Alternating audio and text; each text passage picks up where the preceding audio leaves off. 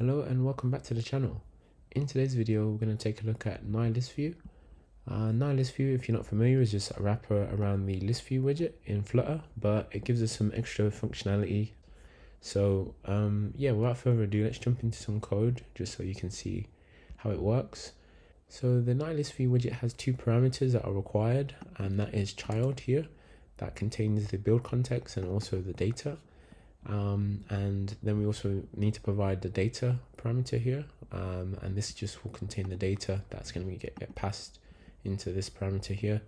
So yeah, on the face of it, yeah, it looks quite similar to this view, but there is some extra stuff that we can do. Because this is asynchronous, we can actually call commands in here that could take a few seconds, and I'll just show you what would happen if we had to do that. So you'll see now it's going to take 3 seconds, and we've got the loader showing. Just by the way, that loader comes from the design loader here. We could change it to the Cupertino one here, just like that. Just import the class.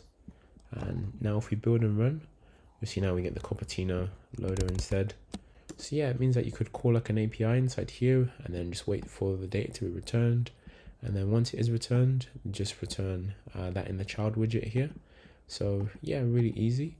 There also is another nice little parameter called empty, and what it will do is just display like a child widget inside the container if this is like empty. So if we just build and run, you see it's going to take 3 seconds, and then there'll be like no data. So yeah, we'll display this child widget here. So yeah, really simple, easy way to handle this. You can check out the documentation over on Nylo.dev here.